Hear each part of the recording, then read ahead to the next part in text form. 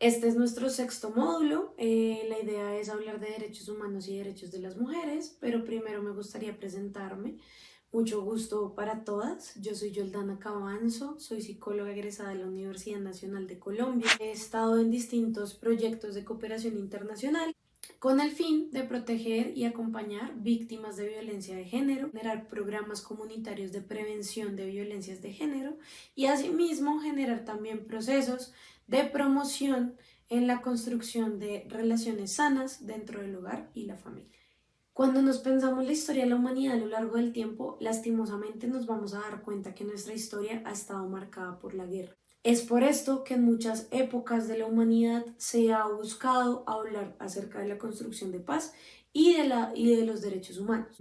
Marcados por toda esta violencia que se vive en la Segunda Guerra Mundial, ven la necesidad de ejercer algunos protocolos para que esta violencia no se vuelva a repetir. En 1948 se crea la Declaración de los Derechos Humanos. Algunos de estos derechos son el derecho a la vida, el derecho a la comida, la esclavitud no debería existir, de que la explotación no debería existir. Se habla del derecho a la educación, se habla del derecho a la posibilidad de ser, nuestras subjetividades y diversidades. Los derechos humanos son el reconocimiento y el respeto y las garantías a la dignidad humana que todos los seres humanos tenemos por el simple hecho de habitar el mundo. Bajo este acuerdo internacional, lo que hace es pedirle a los gobiernos de cada país que orienten sus políticas públicas y su proyecto de desarrollo de país frente al cumplimiento de estos derechos humanos. En 1948 también se dan cuenta, la ONU identifica que no todos los seres humanos tenemos el mismo acceso al cumplimiento de estos derechos humanos y que hay grandes poblaciones que tienen mayor dificultad de acceder. ¿Cuáles son estas poblaciones que tienen mayor dificultad de acceder? Las personas pobres, empobrecidas, las mujeres, las personas racializadas o étnicas, las personas con diversidad en su orientación sexual y en su expresión de género. Pero cuando hablamos de las mujeres estamos hablando de más de la mitad de la población mundial. Entonces, ¿cuál es la situación de las mujeres frente al tema de derechos humanos? ¿Cómo estoy siendo yo, cómo mis derechos humanos están siendo cobijados actualmente tanto por el gobierno colombiano como por el sistema de derechos humanos internacional? ¿No? Y pensar en eso es importante porque es necesario nombrar que la mayoría de la población empobrecida es mujer, la mayoría de la población analfabeta, esclavizada es mujer. Aunque claramente muchas mujeres hemos podido acceder en el tema de los derechos, no podemos hablar de un porcentaje alto de mujeres que accedan a estos derechos. Aún hay muchas mujeres que están siendo desprotegidas por los gobiernos y las sociedades. Podemos pensarnos cómo está el tema del acceso al trabajo para las mujeres, cómo está el tema de los salarios para las mujeres, cuáles son los trabajos a los que podemos acceder más fácilmente o no podemos acceder por ser mujeres. ¿Cómo está el tema de nuestra independencia económica, de nuestra posibilidad de libre pensamiento? Para poder hablar del derecho a una vida libre de violencias, es importante que reconozcamos cuáles son las violencias que establece el Gobierno Nacional de Colombia como violencias basadas en género. Establece 5 tipos de violencias y no significa que una sea más importante que otra. Todas las violencias pueden ser infringidas desde el gobierno, la sociedad, los vecinos, nuestros jefes, nuestros esposos, nuestros hermanos, nuestros hijos, nuestras parejas. Cuando hablamos de violencia psicológica, hablamos de todo eso que puede llegar a humillarnos, hacernos sentir culpables, menos valiosas.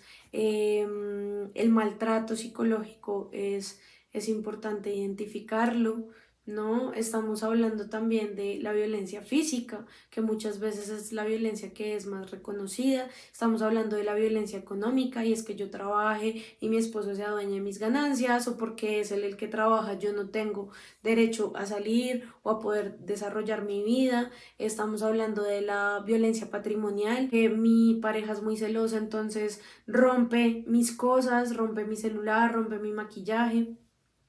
Todas estas son violencias. La violencia sexual también es importante mencionarla, que aunque sí habla de temas de violación y a veces pensamos que la violación sea en espacios públicos, también hablamos de violencias dentro de las relaciones de pareja y dentro del hogar, como obligarnos a tener relaciones sexuales solo por el hecho de ser sus esposas o sus parejas. Asimismo, sabemos que hablamos también de violencia sexual infantil y que muchas veces esta violencia sucede al interior de los hogares. Entonces, cuando hablamos al derecho a una vida libre de violencias, hablamos de que nosotras como mujeres tenemos derecho a que nuestra vida sea respetada, a que nuestra integridad tanto física, psicológica, moral, espiritual sea respetada, que somos personas libres, que tenemos derecho a no ser sometidas, a no ser torturadas, tenemos derecho a ser protegidas, tenemos derecho al resto de derechos humanos, que es poder ejercer nuestra vida en libertad y dignidad, y tenemos derecho a poder tomar las decisiones de nuestra vida y que estas decisiones no terminen en algún tipo de violencia porque hicimos lo que escogimos y no lo que la sociedad o las personas a nuestro alrededor querían. Es importante reconocer que muchas de estas violencias, y como lo hablábamos en el texto, están fundamentadas en una creencia de lo que es el deber ser de una mujer y lo que es el deber ser de un hombre. Entonces, muchas de estas violencias basadas en género surgen cuando nosotras terminamos teniendo otro tipo de roles o de respuestas frente a lo que la sociedad nos ha dicho, ¿no? Que es como decidimos expresarnos en libertad. Es importante también reconocer que una de las particularidades de nosotras como mujeres es nuestra capacidad de reproducción, ¿no? Y eso enmarca también unas violencias específicas y a su vez unos derechos que esperan protegernos de estas violencias. Entonces, cuando hablamos de estos derechos, hablamos de nuestros derechos sexuales y reproductivos. ¿Cuáles son nuestros derechos sexuales y reproductivos? Primero, el derecho a tener una vida sexual placentera, libre y segura, que eso ya nos dice que la sexualidad es una forma de relacionarnos con nosotras y con el otro desde el cuidado y la satisfacción. Y eso puede que cambie un poco la relación que tenemos generalmente con el sexo y la sexualidad. Tenemos derecho a expresar y ser respetadas por nuestra orientación sexual o identidad de género. Recordemos que la discriminación es ilegal en este país. Tenemos derecho a decidir si queremos o no tener relaciones sexuales. Las relaciones sexuales siempre son consensuadas y nosotras tenemos derecho a decidir con quién decidimos primero iniciar nuestra vida sexual y segundo con quién decidimos mantener nuestras relaciones sexuales. Y asimismo tenemos derecho a elegir con quién nos casamos, con quién decidimos tener hijos, cuántos hijos decidimos tener, y por el contrario, si decido no tener hijos, tengo derecho también a decidir no ser madre, tengo derecho a acceder a métodos anticonceptivos y a protección en salud. Tengo derecho a obtener información clara frente a mis servicios de salud sexual y reproductiva. Es importante también hablar de esto que les digo, de lo que nos dice la sociedad del deber ser como mujeres y de lo que somos nosotras y decidimos ser, ¿no? A partir de nuestro proyecto de vida y nuestra autonomía. Y esto es importante recalcarlo porque este es un espacio precisamente de mujeres cuidadoras. ¿Qué significa eso? Mujeres que destinan gran parte de su tiempo, ya sea a trabajos remunerados o trabajos no remunerados de cuidado. Estamos hablando de madres de cabeza de hogar, madres amas de casa, enfermeras, mujeres que trabajan haciendo el aseo en otros lugares. Y es muy importante resaltar esto porque muchas veces se habla del cuidado como algo que no es importante para la sociedad, ¿sí? Como trabajos de mujeres que requieren menos esfuerzo y ustedes mejor que yo y todas sabemos que estos trabajos de cuidado son, primero, nunca terminan y segundo, son completamente agotadores, ¿no? Todos estos trabajos de cuidado son trabajos así no sean pagos porque requieren de nuestra energía, de nuestra fuerza, de nuestro tiempo que podemos estar usando para el desarrollo de nuestro proyecto de vida, ¿no? Yo sé que muchas también ejercen este trabajo porque se sienten cómodas con ello, porque les nace, porque es una forma de cuidar, de demostrar amor, pero lo cual está muy bien, pero viene a ser problemático como lo exponíamos en el texto cuando este cuidado viene solo de un lado, ¿no? Y cuando este cuidado ya nos desconecta del cuidarnos a nosotras, desconecta a las personas que cuidamos de que nos cuiden y ese cuidado nos termina generando afectaciones de salud mental, generando afectaciones en nuestra salud física, en nuestro desarrollo de nuestro proyecto de vida. Entonces sí me parece muy importante poder nombrar cuáles son esos derechos que tenemos como mujeres cuidadoras. Entonces nuestro primer derecho es ser reconocidas como miembros importantes de la sociedad. Si nosotras no tuviésemos estas acciones de cuidado, la sociedad no existiría. Cuidado es la esencia y la base de la sociedad. Sin cuidado no existimos y por eso el trabajo que ustedes realizan es importantísimo.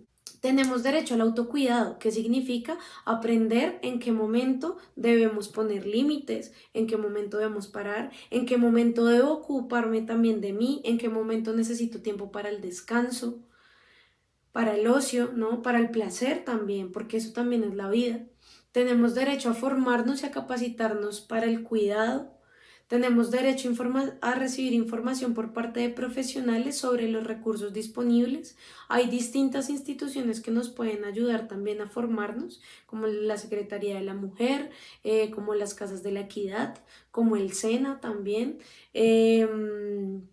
Tenemos derecho también a experimentar sentimientos negativos. Cuidar a veces en serio puede ser algo agotador y el hecho de, como humanas que somos, de sentir tristeza, de sentirnos frustradas, de sentir molestia, es completamente natural y es importante hablar de esas emociones también para permitirnos descargarlas y poder también habitar más tranquilas.